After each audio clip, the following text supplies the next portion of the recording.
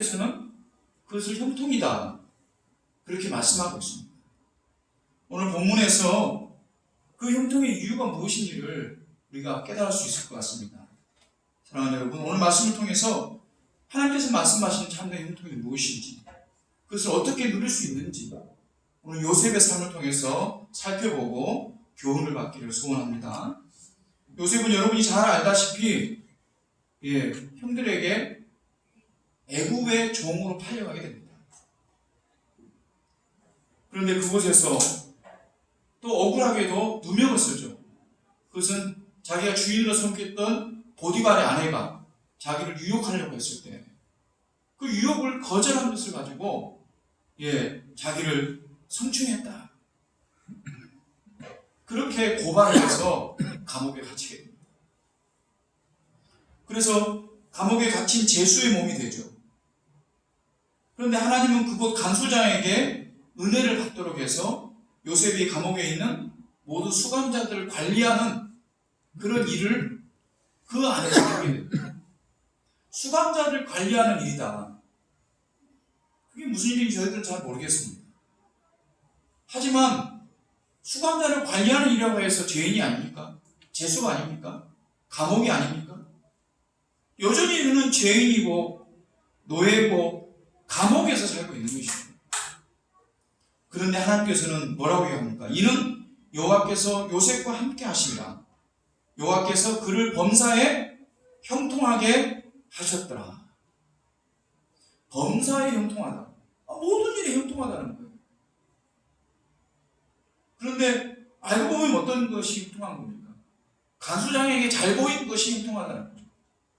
그리고 거기에서 무슨 수감자들을 관리하는 일을 한 것이 형통하다는 거예요. 우리가 말씀을 고지고대로 믿으면서 읽으면은 형통한 거다 생각하지만, 우리가 조금 비판적인 생각을 가지고 읽으면 이게 무슨 형통한 거야.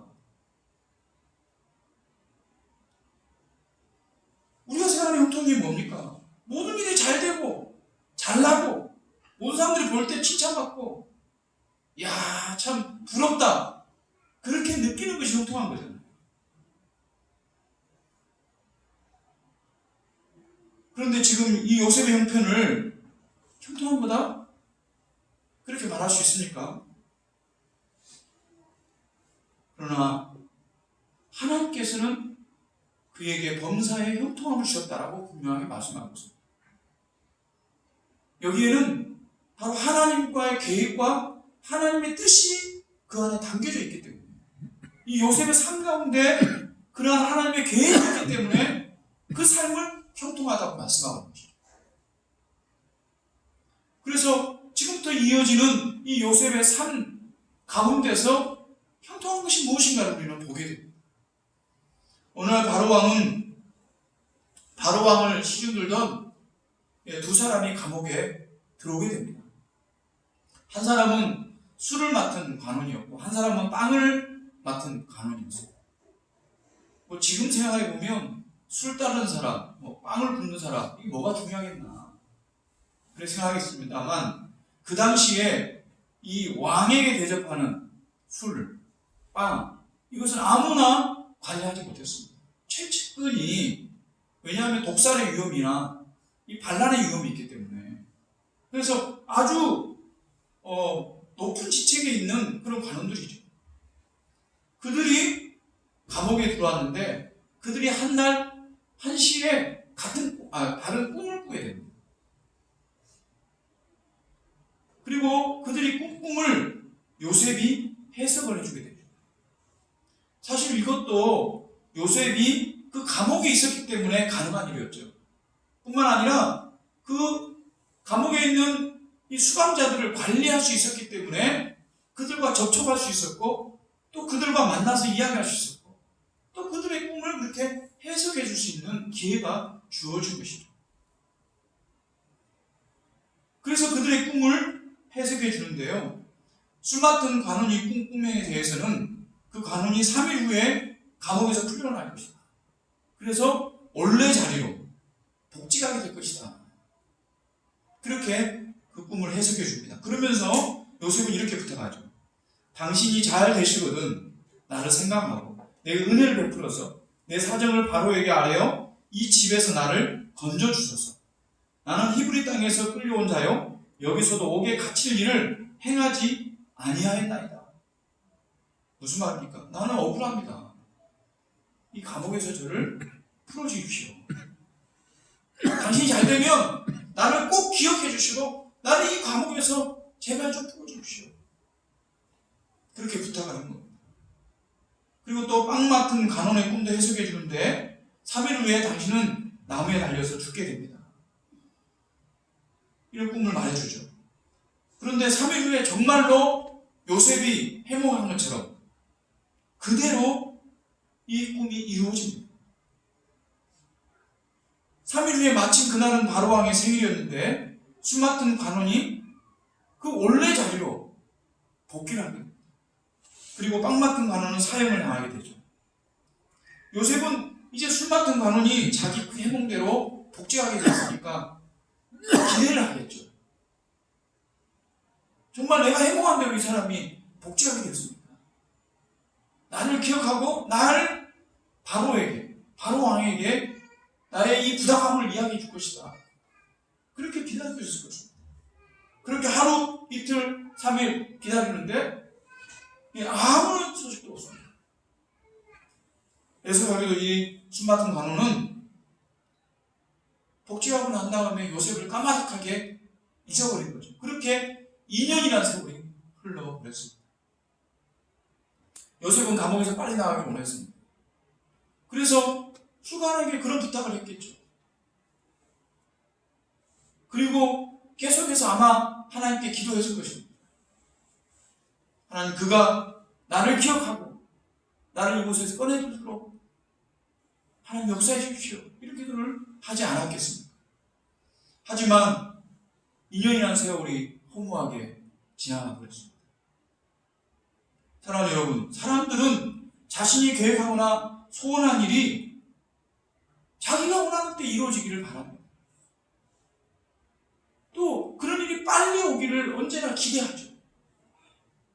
예수님의 제자들도 예수님께 종말의 때가 언제 있냐고 묻습니다. 예수님께서 말씀하신 그날이 언제입니까? 예수님과 함께 있을 때 그날이 오면 좋겠죠. 그래야 자기들이 예수님 때문에 어려움 당하지 않고 지금 누리는 이 영광, 지금 이 누리는 인기, 그래서 그대로 가질 수 있겠죠. 그렇게 해서 예수님께 그 종말이 언제인지 묻습니다. 그때 예수님 뭐라고 합니까? 그것은 너희가 알 바가 아니다. 그때는 아버지만 아신다. 나도 그렇고 아버지만 아신다. 중요한 것은 뭡니까? 그 종말 때를 아는 것이 아니라 그날 그 시가 언제인지를 아는 것이 아니라 그 종말에 합당한 삶을 사는 것이죠. 그것이 중요하다고 예수님께서 말씀합니다. 우리가 요즘 일어나는 이 기후위기, 세상의 지진과 또 홍수와 또 산불과 전염병과 또 전쟁과 이런 것들을 보면서 우리가 마지막 때가 다 가까이 왔다 이야기합니다. 그러면서 어떤 사람은 마지막 때를 계산해가지고 이때가 마지막 때다. 그러니까 지금 우리가 이러고 있을 때가 아니다. 그러면서 사람들을 동요시킵니다.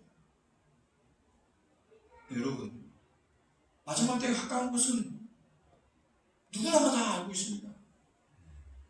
그런데 여러분, 중요한 것은 뭡니까? 그 날에 합당함이에요. 주님이 오실 때 잘하였다 충성된 종아 라고 칭찬 듣는 그런 성도로서의 삶을 살고 있는가? 오늘 일상에서 그 합당한 모습으로 사는 것, 그것이 중요하다는 것이죠.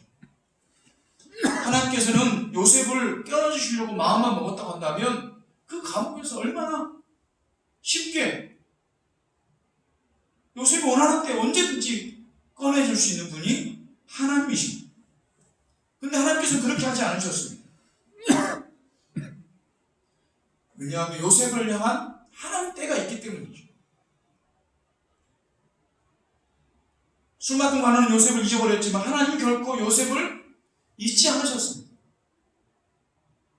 요셉이 형들에 의해서 팔려오는 그 순간에도 하나님은 그와 함께 하셨고, 모함 때문에 감옥에 갇힌 그때에도 하나님께서 함께 하셨고, 술 맡은 관원이 자신을 기억해 주기를 바랐던 그 2년 동안 그 기도의 순간마다 하나님은 그와 함께 하셨습니다. 하지만 하나님의 때가 요셉의 때와 다른 것이죠. 요셉이 기도한 때와 기대하던 때와는 다른 것입니다. 결국 요셉은 자신이 기대한 때는 아니지만 하나님의 때에 하나님의 말씀을 가지고 하나님의 뜻을 이루게 됩니다. 요셉은 애굽의 총리가 되고, 그리고 자기 가족을 구원할 뿐만 아니라 애굽 땅에 정착해서 장차 이스라엘 민족으로 성장할 수 있는 토대를 만들게 됩니다. 그것을 위해서 하나님은 하나님의 때에 요셉을 사용한 것입니다. 사랑하는 여러분, 성도들에게 있어서 형통은 세상에서 말하는 형통과 다르다는 것을 알아야 하겠습니다. 내가 원하는 때, 내가 원하는 일, 그것을 이루는 것이 형통한 것이 별거 아닙니다. 중요한 것은 그 어떤 때, 어떤 형편에라도 여전히 하나님께서 나와 함께 계시고 하나님께서 여전히 나를 위해서 일하고 계신다. 그것을 믿는 믿음으로 그 때를 기다리는 것.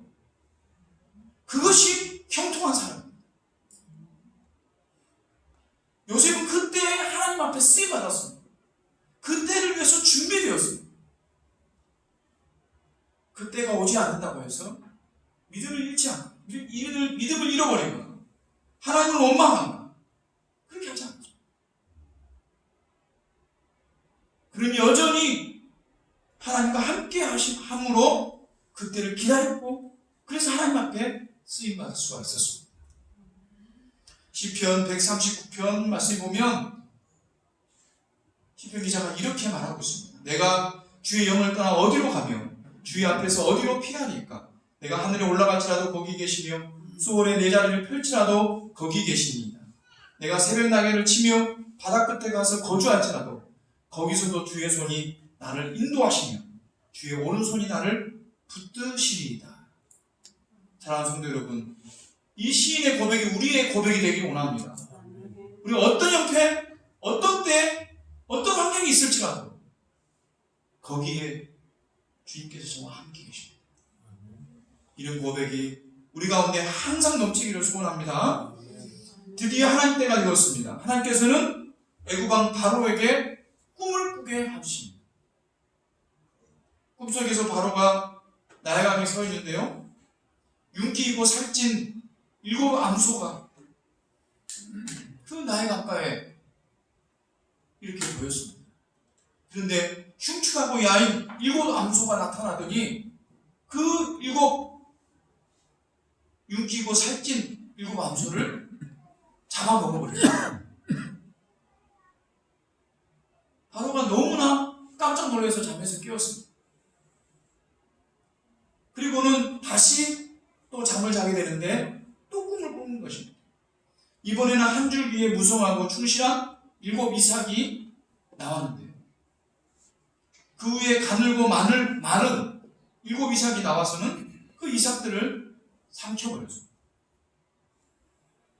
너무나 이상한 꿈 아니겠습니까? 바로는 이 꿈을 꾼 다음에 정말 마음이 영 불편해가지고 번민에 차있죠.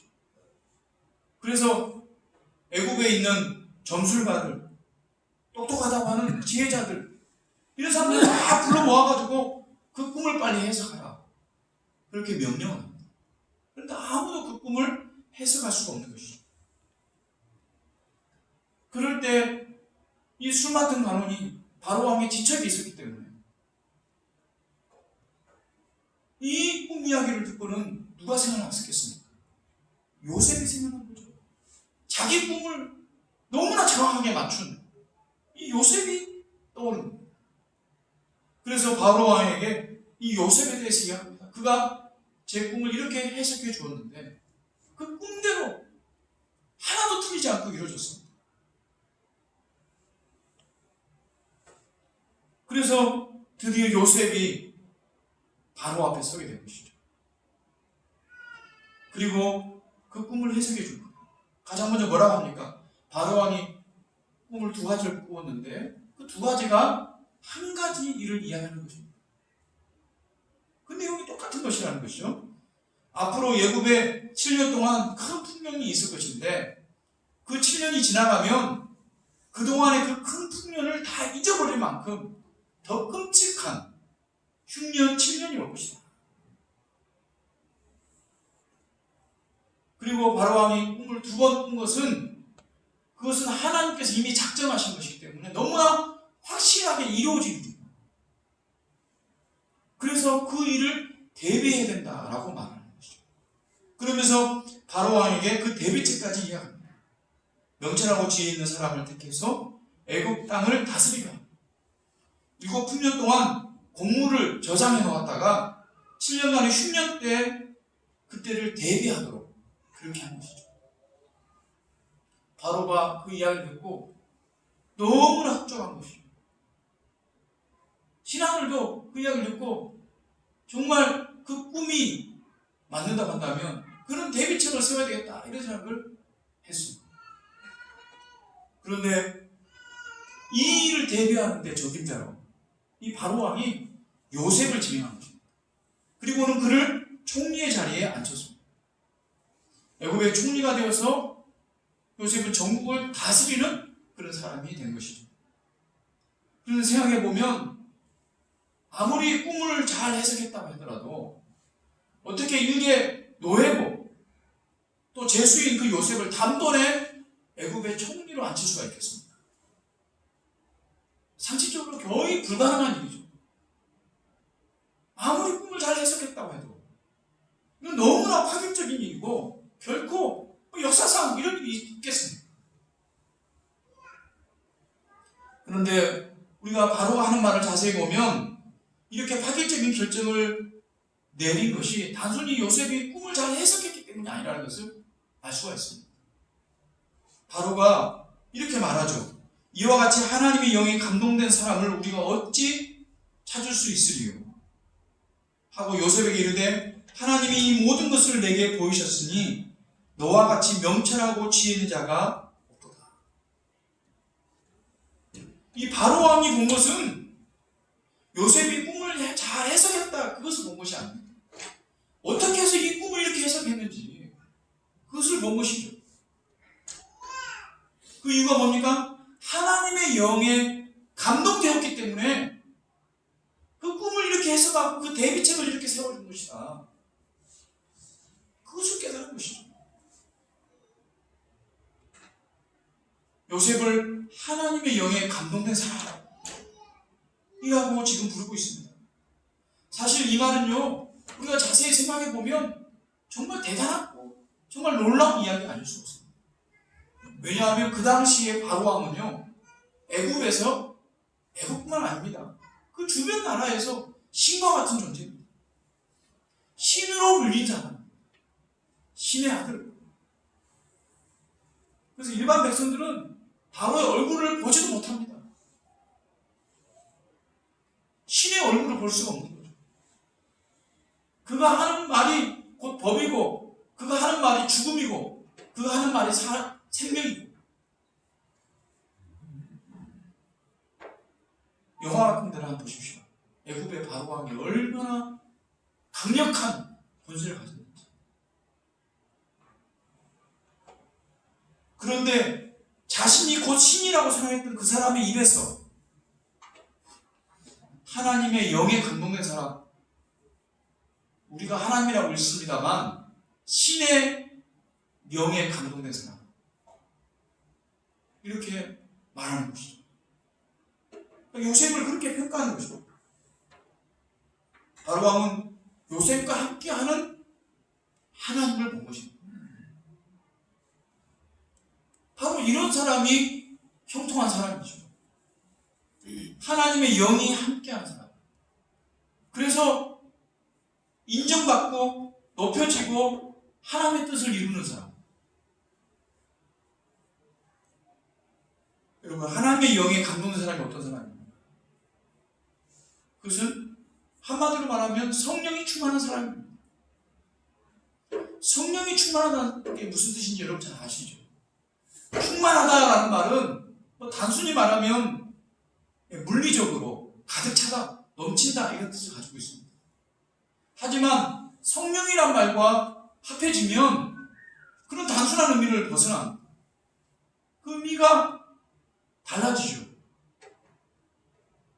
성령이 가득하여 어떤 다른 생각이 전혀 침범할 수 없는 상태. 그래서 성령에 사로잡힌 바 되어서 성령이 원하는 일을 하는 그런 상태를 성령 충만한 상태다. 그렇게 말하는 거죠. 그것을 간단하게 이야기하면 성령의 지배를 받는 상태다. 라고 말할 수 있는 것이죠. 사랑하는 여러분, 성령의 지배를 받으면 당연히 그분의 뜻 가운데 행하게 됩니다.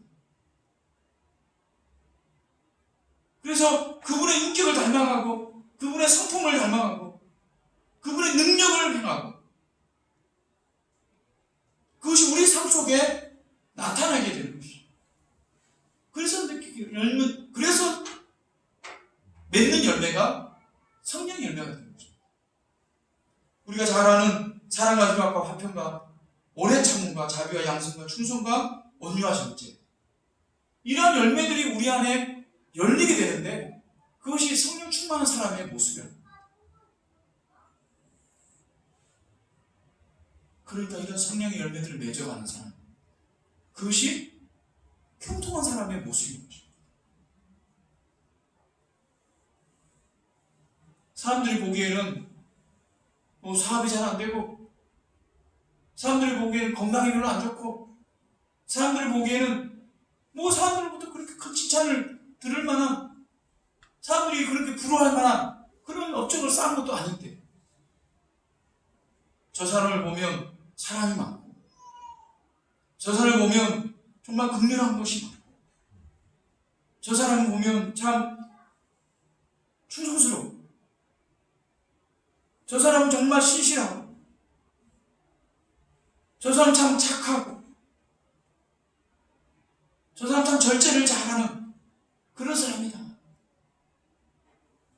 그런 평가를 받는다고 한다면 그 사람은 이미 형통한 삶을 살아왔고 또 그 사람 삶이 이미 형통하다는 것을 믿어야 합니다. 그런 사람이 형통한 사람. 요셉은 그러한 형통한 삶을 산 사람이에요. 비록 노예로 살았고 비록 감옥에 갇히는 죄수였지만 그 소소한 일상 가운데서 그 낮은 자리에서 하나님이 함께 하셨어요. 그래서 그 주인은 그에게 하나님이 축복을 해주신 사람이다. 그렇게 이야기해요. 간수장은 그를 잘 모아서 그에게 좋은 일 특감들을 맡겨서. 사랑하는 여러분, 우리 삶에도 이런 열매가 맺히게 되기를 원합니다. 그래서 바로왕이 볼 때, 바로왕이 요셉을 볼 때 하나님이 영이 함께하는 사람으로 그렇게 보았듯이 저와 여러분이 성령이 충만함으로 형통한 사람이 되기를 소원합니다. 애굽 왕은 요셉의 그 성령 충만함을 파격적으로 그를 애굽의 총리로 임명했습니다. 42절 43절에 보면 자기의 인장반지를 빼어 요셉의 손에 끼우고 그에게 세마포 옷을 입히고 금사슬을 목에 걸고 자기에게 있는 버금술에 그를 태우매 우리가 그 앞에 소리 지르기를 엎드리라 하더라. 바로가 그에게 애굽 전국을 총리로 다스리게 하였더라. 애굽이 금수레를 타고 백성들 앞을 지나가는 모습을 보시기 바랍니다. 백성들은 그 앞에 엎드리라 하면서 엎드려 절하고 애굽의 총리를 높입니다. 바로 요셉의 모습이죠. 그가 얼마나 높은 권세의 자리에 앉았는지 충분히 알 수 있는 그런 모양새입니다. 그렇게 높은 권세, 하늘을 찌르는 권세를 가진 애굽의 총리가 된 요셉이 한 일이 무엇인가? 우선 요셉은 총리가 되었을 때 가장 먼저 무엇을 생각했을까요? 요셉의 마음에 가장 많이 응어해진 그 고통이 무엇일까요? 그것은 부모를 떠나서, 아버지를 떠나서 타국 이 이역만리에서 노예 생활을 합니다. 얼마나 분하고 억울한 마음이 들었어요. 그 형들에 대한 분노가, 그 복수심이 아마 생각나지 않았을까요? 그럴 수도 있었을 것입니다. 또 자기의 가장 어린 친동생, 어린 나이에 헤어졌잖아요. 그 동생을 보고 싶은 마음도 간절했을 것입니다. 무엇보다도 또 억울한 옥살이를 하게 된 그 보디발이나 그 아내에 대한 그런 마음도 있었을 것입니다. 그렇다 한다면 그 강력한 권세를 가지고 그런 일들을 하려고 마음 먹을 수도 있었겠습니다. 그런 보복을 할 수도 있었겠죠. 그런데 성경에 어디에도 그런 보복을 했다는 기록이 없습니다. 그 대신에 오늘 말씀 45절에 보면 요셉이 나가 온 땅을 순찰하니라. 그는 성실함으로 애굽을 살피는데 전심전력을 다했습니다. 사람을 보내서 고향 땅에 가서 자기 형제들의 이 소식을 알린다든지 그들을 불러온다든지 아버지를 부른다든지 그런 일을 하지 않았어요. 얼마든지 할 수 있는 위치에 있었습니다. 그런데 우선적으로 하나님께서 예언하셨던 그 예언의 말씀대로 대비책을 세우고 나라를 돌보는 그 일에 최선을 다했다고 합니다. 많은 사람들이 성공을 하면 그 성공 때문에 오히려 인생의 패배자가 되는 일이 비일비재합니다. 무엇인가 성취했다고, 승리했다고, 교만하게 되고, 그래서 죄악의 일로 가는 경우가 훨씬 더 많죠.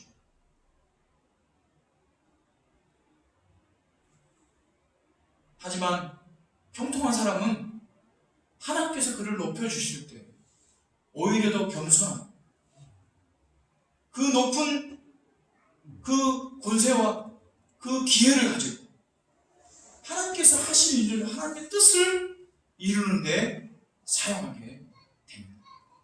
요셉은 총리로서 일을 잘 감당했습니다. 그렇기 때문에 바로왕의 철저한 신임을 얻게 됩니다. 그 일이 나중에 어떻게 발전하게 됩니까? 바로왕의 그 바로왕 후대의 바로왕까지 3, 4대에 걸치는 그 바로왕 때까지 이 요셉의 그 영향력이 계속해서 이어지게 되는 것이죠. 그래서 그 가족들이 고센 땅에서 편안하게 살게 되고 그들의 인구가 점점 늘어났지만 더 축복된 그런 민족으로 살아남을 수 있게 된 것입니다. 그래서 나중에는 애굽의 그런 걱정거리, 금식거리가 될 정도로 그래 어마어마한 그런 민족으로 성장할 수 있게 된 것입니다. 요셉이 그 높은 자리에서 그 일을 올바로 감당하지 못했다고 합니다.